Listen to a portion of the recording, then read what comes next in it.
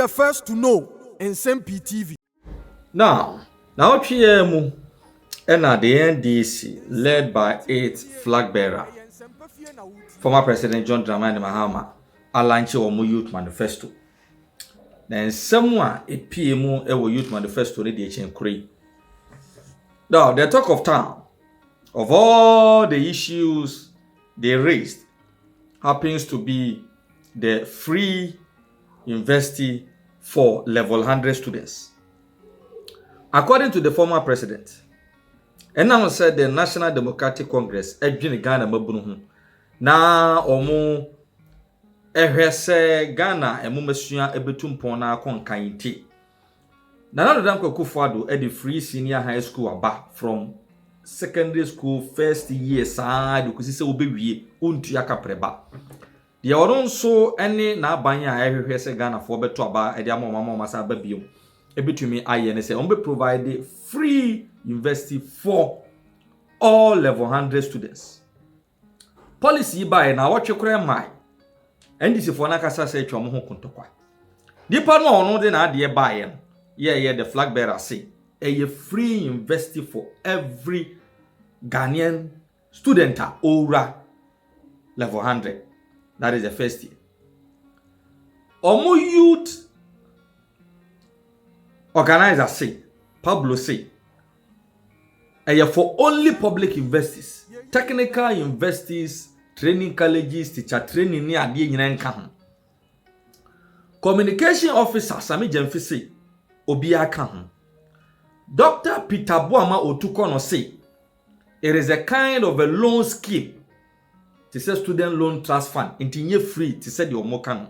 To omoka say within the NDC kra policy no, omontiase confusion yebasa.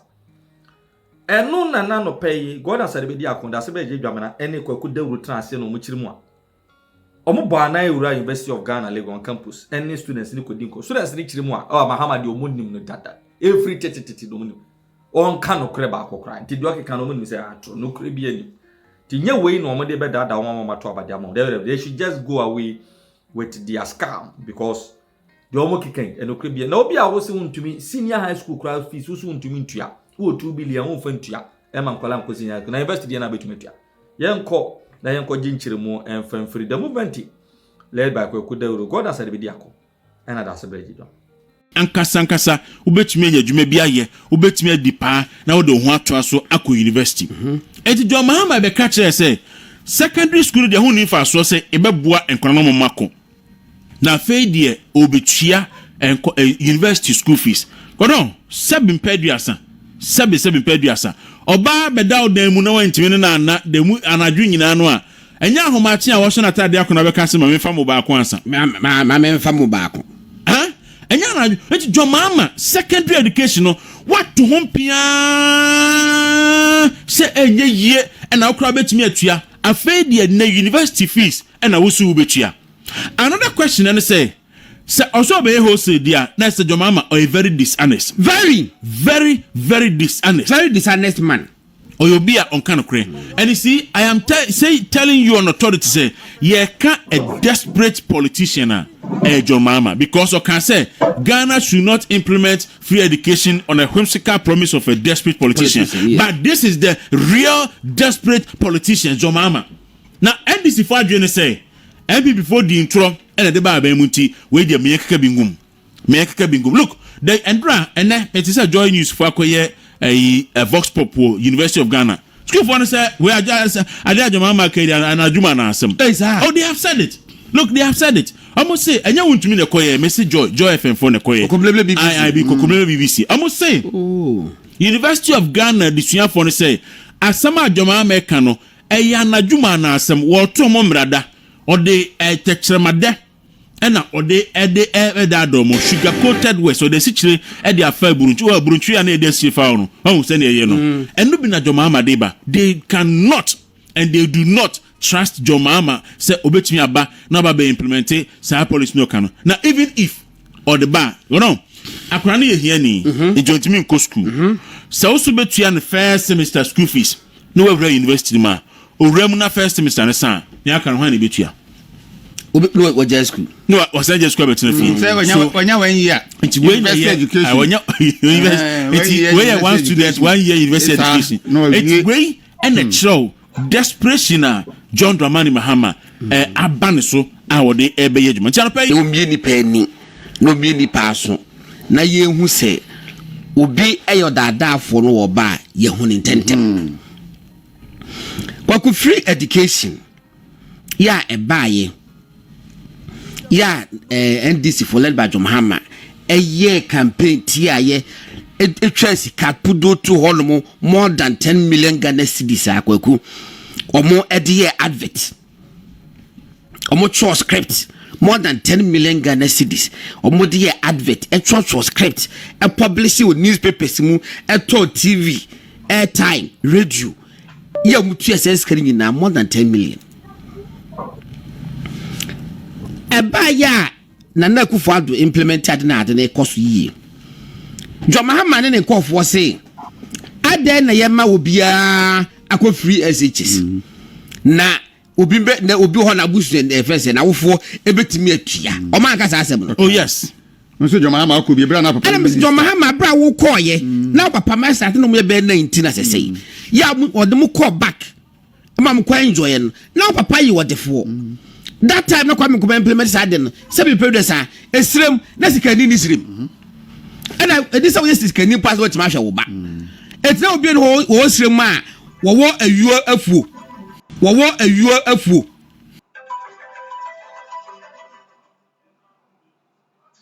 owa na ntwie ya we teacher ya we nurse obi ta hwe ne ba na eso obi a benefit and then what's the sika wo kuta 2 billion Ghana cedis a o fan school fees the other buy there want me anka but go phone the other buy the John Mahama 2 billion the other buy one count but o track record nti yim the card buy afa wo be ka say oh what the be call first year na afa you telling me say first year the university students there obia papa ye hiani obia maami ye hiani obia ni guardian obia ni obia wo hwe no obia ye hia for all of a sudden na momo no so bo wie first year say pe na skabefie what the holiness in their union yes say first year the obetua then obetua no mpo at the bad was the first year no obetua ma wo mo and rice was a free fees tuition ni saying less than 500 cedis I think around 280 as a 300 what about hostel facilities you know what saying the why silent and right now we can ye no we see a free by 2 hours later now to come no ababeka say e free na a scholarship and now that no more the two ja operate of a friend saying Oparado NDC National Youth Organizer ya wo no was pro engineer de dia obeka ye ya we invite you bi ma wo buy Pablo say private universities in Kahun polytechnics in Kahun public nursing training in Kahun teacher training in Kahun public universities pe and so otrofo sayene otrofo sayene Sami Miami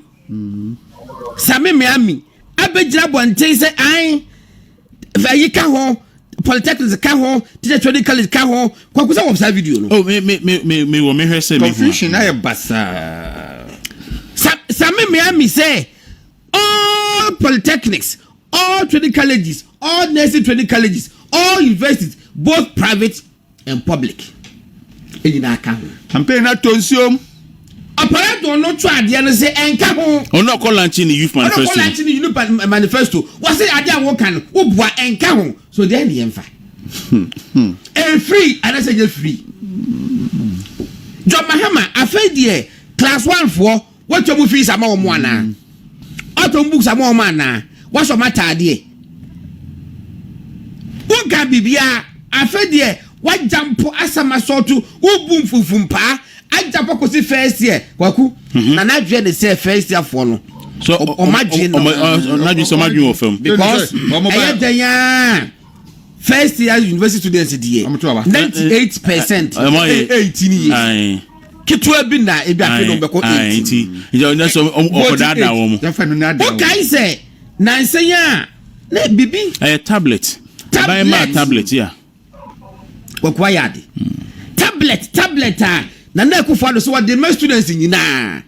John Mahama bekana bonten. John Mahama we reckless o. He's a very reckless person. Con man. Tablet I will watch a bida.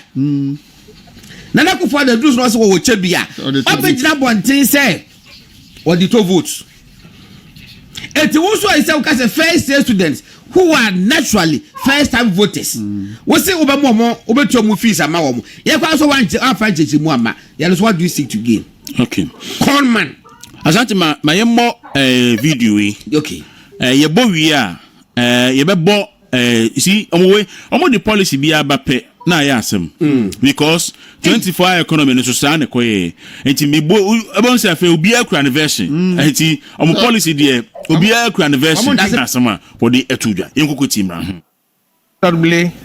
it is during the administration of Nanado Danko Akufo-Addo that Adaklu district had the first police station constructed, which subsequently led to the construction of an office accommodation for a district police commander.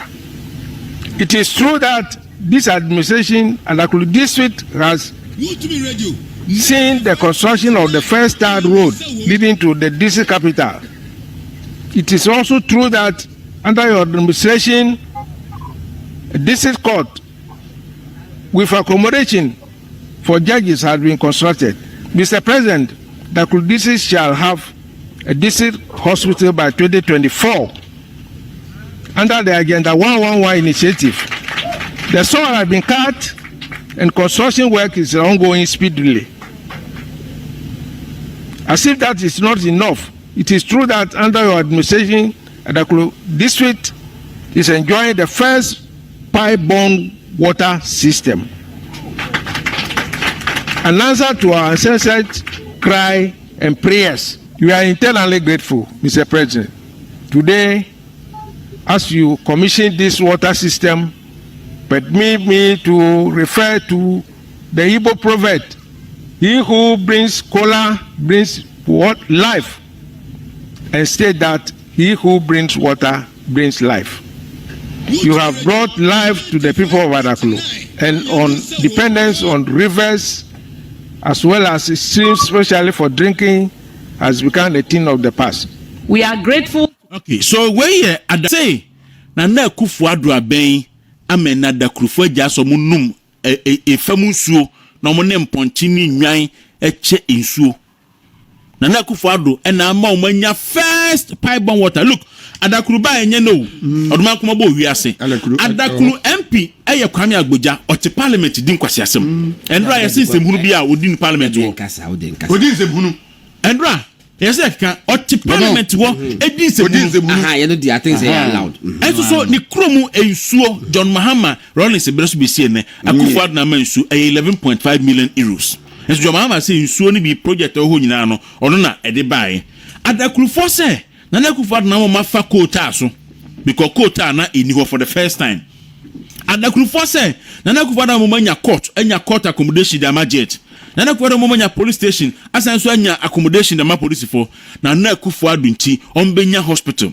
we nyina ye niam no mo nya den omohu bi da efi se oduma kuma bo wiase just ba akopeno no John Mahama ye fa Adakuru nko akura so agu hwani mu ase afei niam ndc fo ani abrekase ana voter range for any abreso beto abeti ndc ni say almost Peter Mewu ameye MP e wo voter region no mo nim se MP ho onfa so because na wo do hohoi ene ni potemu a wo hwe akwan na wo hwe project na wo hwe mpuntu a almost say na ye to abama nipa me ho ba fa so sei ene ya to ya bagu mfe bebre asante fa me ko hohoi ne ye ko se hohoi te sen na hohoi Peter Mewu ye MPP ni obeye MP no sen na hohoi asia ye bra Facebook no so, bra YouTube no so, now so bra behwe bi. Why na me dey kire we? Why na me dey kire we? Hohoe Township asphalt route now complements the exciting landscape, reinforcing the town's long-held reputation as a commercial hub. The roads were not in good conditions. Sometimes when it rains, the roads are filled with potholes. And so we find it difficult to come to school. But now when the government help us with good roads, it has been an opportunity for us to come to school early. And when we are working on a week, we feel comfortable. Almost 30-something years.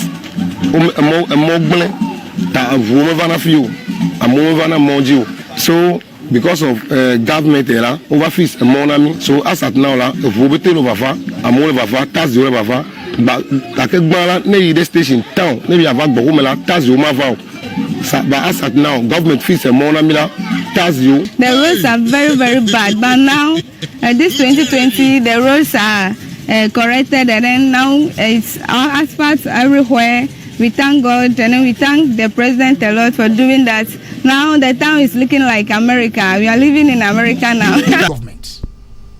Your party-sponsored candidates who form government. And Tusha Ghana Yabako Semua from 1951 to 1960. Near our party formed government because system now na constitution na wo no. One more benya do e wo mrehye bedwafie and a form government. That's how Kwame Nkrumah became prime minister. From 1960 to 66. Now your popular vote in your party na govern. Then 1969 to 72 it was a party government because Buja became prime minister because a unknown party na sponsor no. But you say any party na sponsor no. No, not the party na sponsor but the party na what do mreche bedwafie. 1979 any enya presidential system wa PMP sponsored President Liman. But any PMP and a formal government, a President Liman, a formal government. Then from 1993, your party sponsored candidates on the presidents. But any parties no, and they govern a candidate no. And if you want to appreciate it better, Chairman General, your constitution muno, mrashabadani original party na suma ya tu abamano. So or resign free ni party musisi ya a condition for by-election. But it is not so with the presidential. Mampani Akufo-Addo tusui and now kasi onye MPP ni bioma. The constitution does not trigger any process. Such as here. Enti yentia siasa. Na mesre say ye ne say wi a denti America commitment ne say ye woni dodo na e kan bom ama waje sa manifesto na tum. Na waje tum say omo na sponsor na omo so na sponsor ma ba ne de. Uba be dia esese ye di manifesto ni ye adwuma. Ye di manifesto so dodo no ye adwuma. Chairman General, Ebianko inke yakoye nim echen de etie. Last point, I make our home number Prempeh College because no na maho den ho pa. Chairman General. Kwa ba fe. Me aminu Prime Minister Kwamna Duncan. Obekaya. I raised an issue about the creation of the office of OSP. It was not because I didn't believe in the fight against corruption. The late Justice J.N.K. Taylor, or an article be 1993, the unconstitutionality of the SFO that time, and then in ECO, that article is still valid. Which says?